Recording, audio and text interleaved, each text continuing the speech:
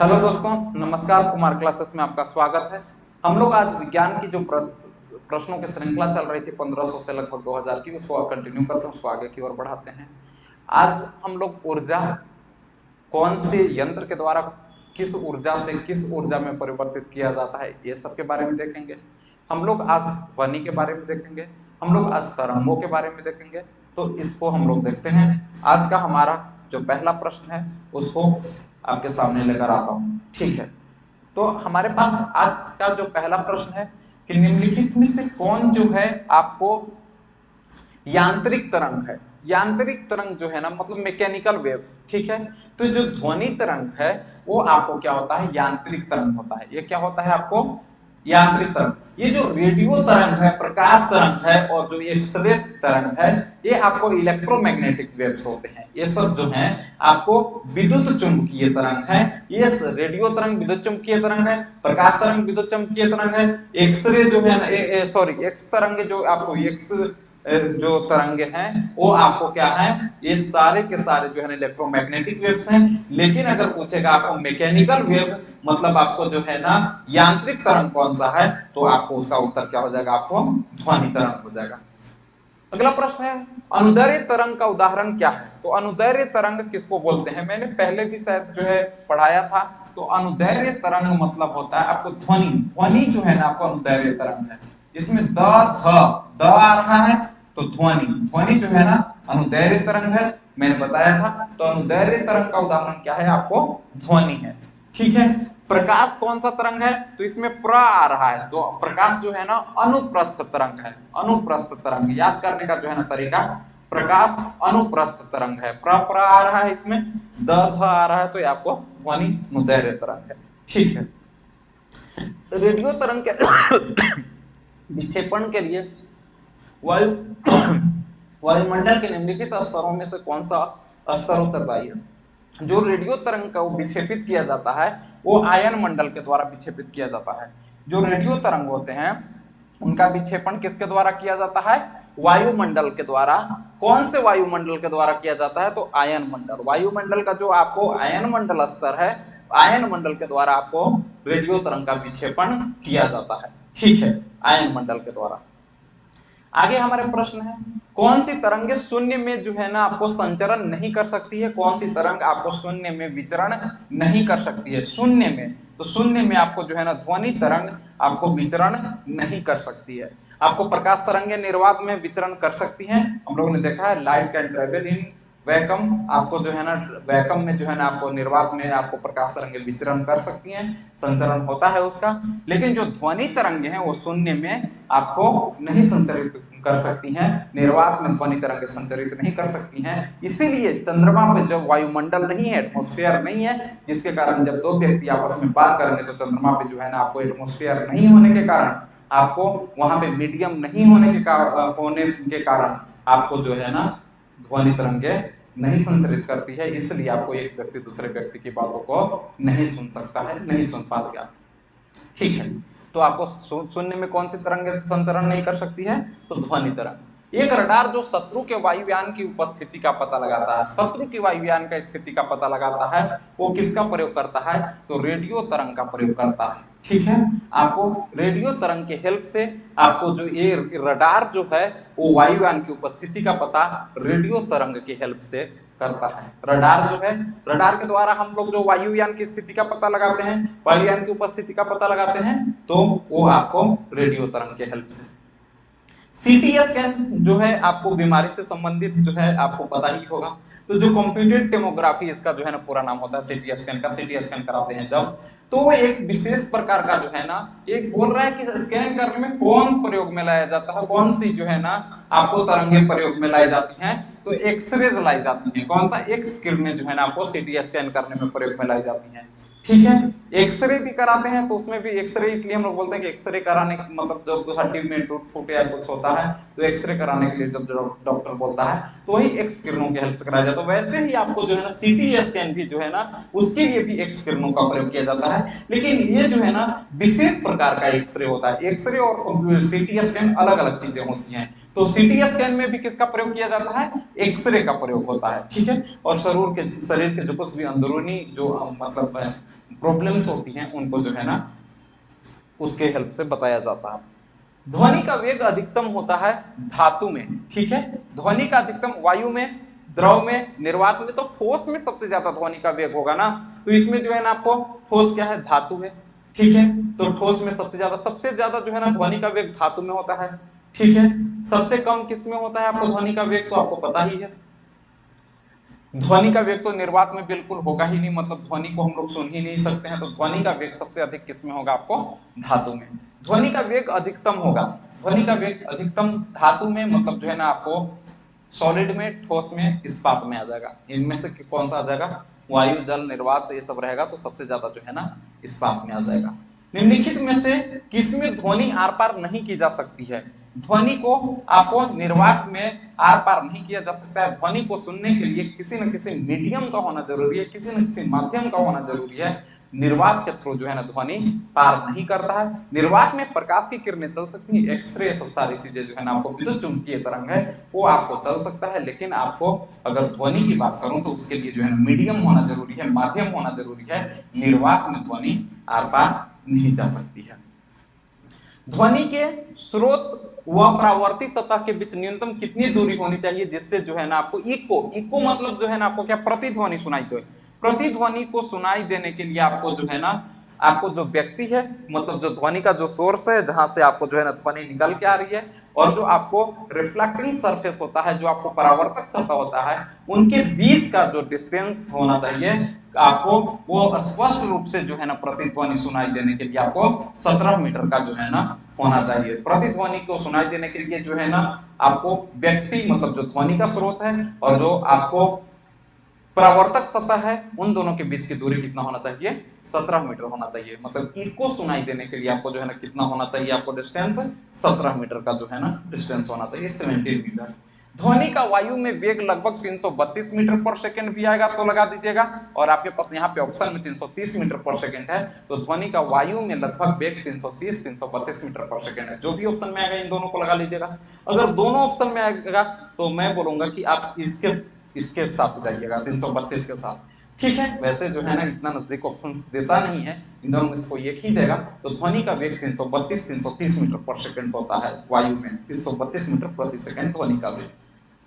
चंद्रमा के धरातल पर दो व्यक्ति एक दूसरे की बात क्यों नहीं सुन सकते हैं। अभी जस्ट हमने बताया कि आपको जो है ना, अगर कोई भी व्यक्ति जो है ना चंद्रमा के धरातल पे दूसरे की बात नहीं सुन पा रहा है, क्योंकि चंद्रमा पे एटमॉस्फेयर नहीं है, चंद्रमा पे जो है ना वायुमंडल नहीं है, जिसके कारण जो है ना व्यक्ति एक दूसरे की बात को नहीं सुन पाएगा, जैसा कि पृथ्वी पे हम लोग सुन पाते हैं, क्योंकि पृथ्वी पर वायुमंडल की उपस्थिति है, ठीक है। सॉरी। अब हमारे पास जो अगला प्रश्न है वो ये है, पराश्रव्य ध्वनियां वे ध्वनियां होती हैं, पराश्रव्य जिसको अल्ट्रासोनिक बोलते हैं। कौन सा बोलते हैं, अल्ट्रासोनिक वेव्स, ठीक है।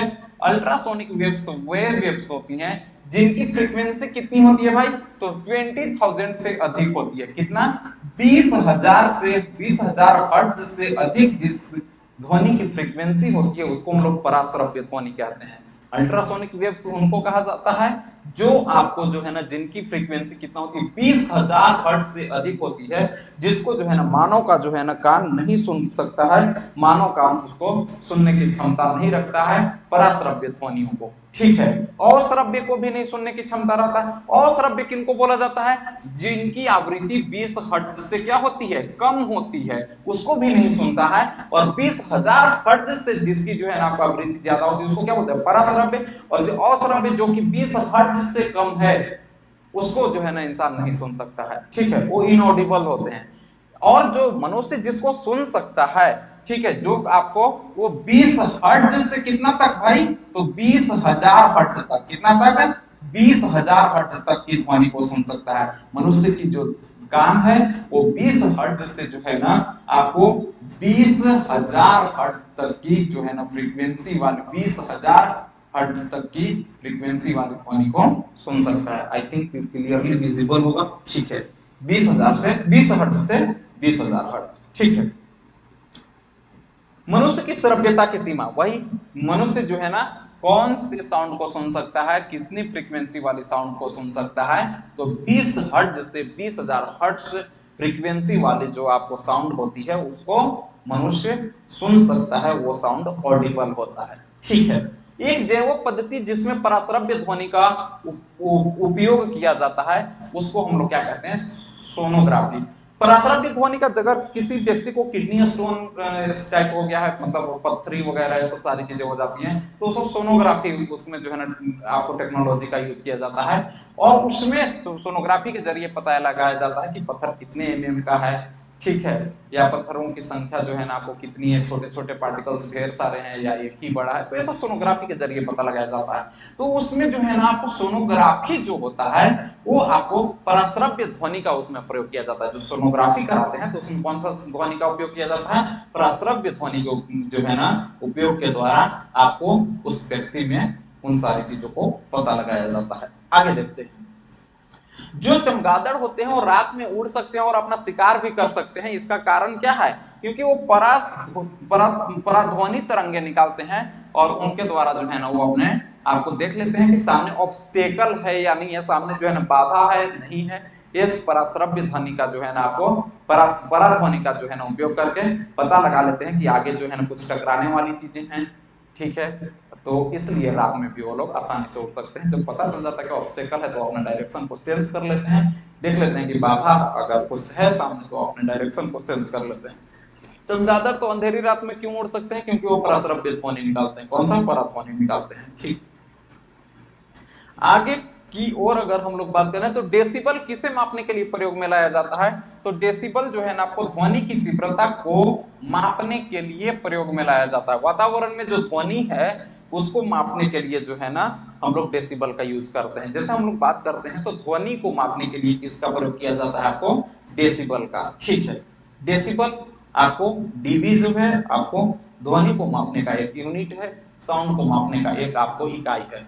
जब दो लोग आपस में नॉर्मली ऐसे ही बात कर रहे हैं, कितने डेसिबल की जो है ना ध्वनि उत्पन्न होती है, लगभग 30 डेसिबल के आसपास जो है ना ध्वनि उत्पन्न होती है। जब दो पर्सन जो है ना आपको एक दूसरे से बातचीत करता है तो आपको 30 डेसिबल की ध्वनि उत्पन्न होता है। ठीक है, आगे अगर हम लोग बात करें तो 100 डेसिबल का जो नॉइज है वो आपको उसकी अगर मैं बात करूं तो कहां से निकलता है, तो 100 डेसिबल का जो है ना नॉइज वो जनरली सामान्य वार्तालाप से नहीं, इससे तो लगभग सामान्य वार्तालाप में तो 30 डेसिबल होता है। कितना डेसिबल होता है, 30 डेसिबल होता है।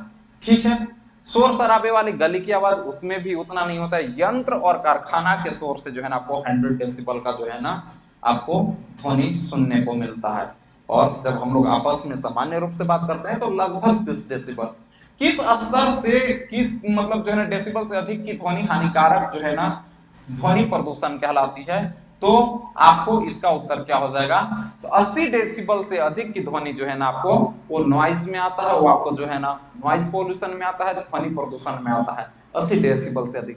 30 डेसिबल क्या है, तो सामान्य जो मानव बात करता है उसकी बातचीत का जो आपको जो है ना स्तर होता है वो 30 डेसिबल के आसपास का होता है। ठीक है, 80 डेसिबल से अधिक की ध्वनि जो है ना आपको क्या होता है, वो नॉइज में आता है, वो आपको नॉइज पोल्यूशन जो है ना कॉज करता है। ठीक है, ये टीवी सेट को चलाने के लिए निम्नलिखित में किस एक का टीवी रिमोट नियंत्रण इकाई द्वारा प्रयोग किया जाता है, तो इसका उत्तर क्या हो जाएगा, रेडियो तरंग। रेडियो टीवी सेट को चलाने के लिए जो है ना आपको टीवी रिमोट, जो हमारे पास जो रिमोट होता है वो जिसके द्वारा हम लोग टीवी को जो है ना कंट्रोल करते हैं, ठीक है, उसको जो है ना रेगुलेट करते हैं, उसमें कौन सा जो है ना आपको तरंग का यूज किया जाता है, तो रेडियो तरंग का उपयोग किया जाता है। रेडियो वेव्स उसमें होती हैं। 1 किलोवाट घंटा का मान कितना होता है, 1 किलोवाट घंटा होता है 3.6 गुने 10 के पावर 6 जूल। 3.6 गुने 10 के पावर 6 जूल होता है आपको 1 किलोवाट घंटा, या आपको जो है ना 3600 किलो जूल भी लिख सकते हैं इसको। अरे इसको जूल में है तो 3.6 गुने 10 के पावर 6 मतलब क्या, 10 की पावर 6 और यहाँ पे 10 की पावर 5 लिख दें और नीचे में क्या हो जाएगा, आपको एक और पॉइंट के बदले में क्या हो जाएगा, अरे 5 इसलिए लिख दिया, इसको पॉइंट को हटाएंगे तो 10 आ जाएगा, चलो 6 ही लिख लेते हैं, अब समझ में आएगा। 3.6 को हमने ये लिख दिया, 3.6 को हमने क्या लिख दिया, दशमलव को हटाया तो बटे में 10 लिख दिया, इंटू, और उसको जो है ना जूल को किलो जूल में बदलने के लिए 1000 से और क्या कर देंगे, डिवाइड। तो मतलब यहाँ पे कितना हो जाएगा, 3 और 1 कितना 4 जीरो, मतलब इसको क्या लिख सकते हैं 10 की पावर 4 लिख सकते हैं ना। तो 10 की पावर 4, तो यहाँ पे 10 के पावर 6 में से 10 की पावर 4 आपको माइनस होगा तो 10 की पावर क्या बच जाएगा 2 बच जाएगा।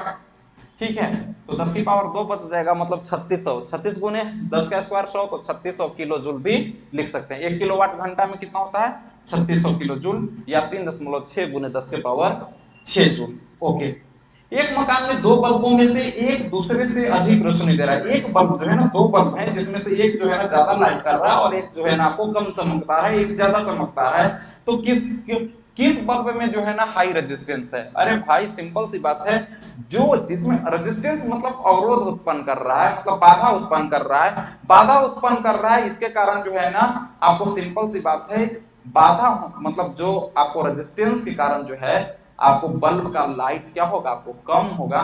तो किसमें रेजिस्टेंस ज्यादा है भाई, तो जिसमें जो है ना आपको रोशनी क्या होगा, जिसमें जो आपको लाइट क्या होगा कम होगा, मंद रोशनी वाले बल्ब में जो में क्या होगा आपको देखने को मिलेगा कि उसमें रेजिस्टेंस क्या है ज्यादा है। रेजिस्टेंस ज्यादा है इसलिए उसमें जो है ना आपको क्या है चमकदार वो वाला बल्ब कम है, और जिसमें रेजिस्टेंस कम है वो ज्यादा चमकदार होगा। सीधी सी बात है। डायनेमो का कार्य क्या होता है, तो यांत्रिक ऊर्जा को जो है ना वो विद्युत ऊर्जा में बदलता है। जो डायनेमो होता है वो मैकेनिकल एनर्जी को इलेक्ट्रिकल एनर्जी में कन्वर्ट करता है। डायनेमो जो यंत्र होता है, जो डिवाइस होता है, वो आपको क्या होता है यांत्रिक ऊर्जा को किस में बदलता है विद्युत ऊर्जा में बदलता है। यांत्रिक ऊर्जा को किस में बदलता है विद्युत ऊर्जा में। ठीक है,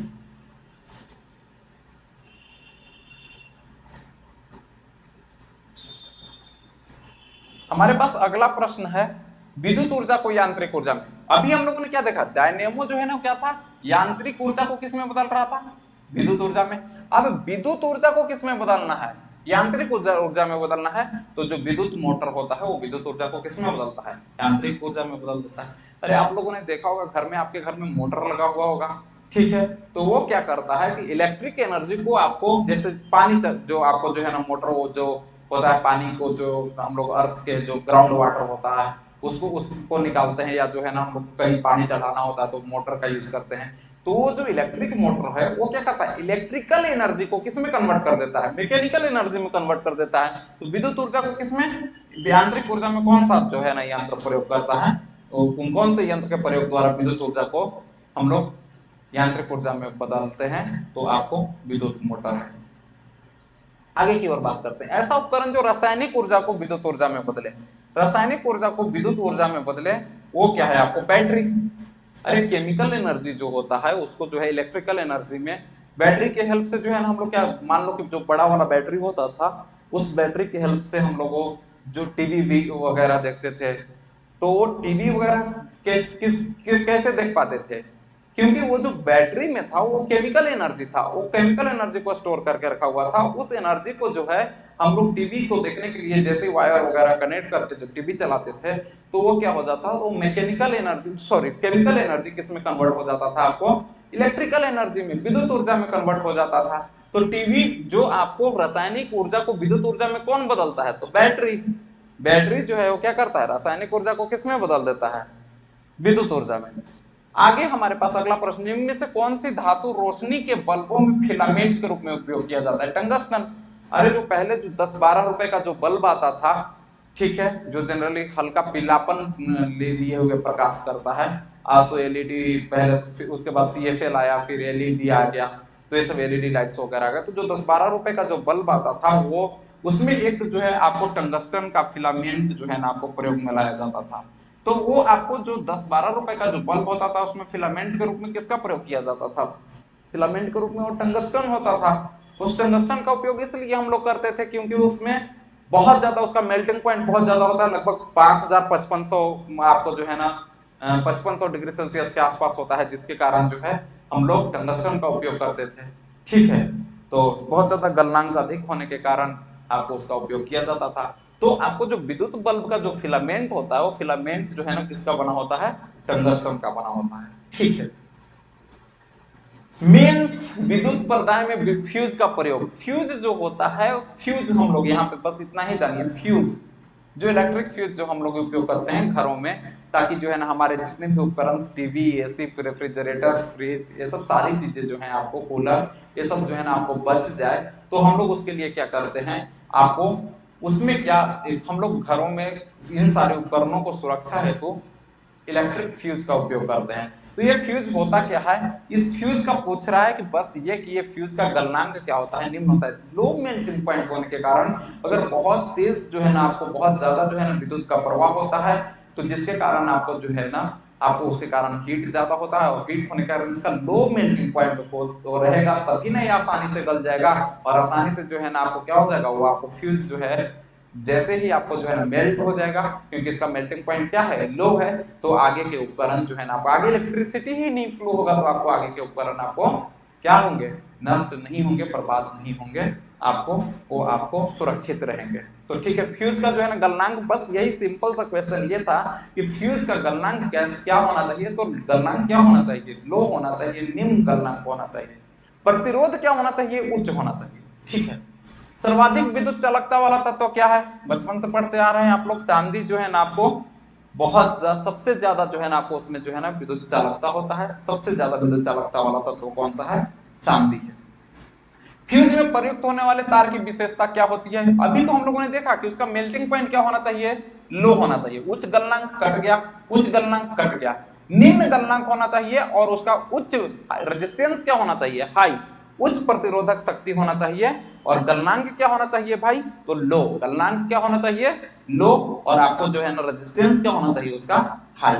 प्रत्यावर्ती धारा को जो है ना परिवर्तित धारा, अरे ये है कि एसी को किसमें बदलना है, डीसी में, किसमें, एसी को डिस्ट धारा लिखा हुआ है, सॉरी, अल्टरनेटिंग करंट को जो है ना हम लोग को डिस्ट धारा में परिवर्तित करना है, एसी को किसमें, प्रत्यावर्ती धारा को डिस्ट धारा में परिवर्तित करने के लिए जो हम लोग डिवाइस यूज करते हैं उसको रेक्टिफायर कहते हैं। क्या कहते हैं, रेक्टिफायर एक ऐसा डिवाइस होता है जो एसी को किसमें चेंज करता है, आपको डीसी में चेंज करता है। एसी को किसमें चेंज करता है, तो एसी को प्रत्यावर्ती धारा कहते हैं, और डीसी को क्या कहते हैं, डिस्ट धारा कहते हैं। तो आपको प्रत्यावर्ती धारा को डिस्ट धारा में प्रयोग बदलने के लिए कौन से यंत्र का प्रयोग करते हैं, कौन से डिवाइस का उपयोग करते हैं, तो रेक्टिफायर का उपयोग करते हैं। ठीक है, वीडियो को आप लोग अगर पसंद आया हो तो वीडियो को लाइक कीजिए, कमेंट कीजिए, और अगर आप लोग नए हैं तो उसको सब्सक्राइब कीजिए, ताकि आने वाले जो कुछ भी आपको वीडियो का नोटिफिकेशन मिल सके। तो धन्यवाद, हम लोग मिलते हैं फिर अगले क्लास में।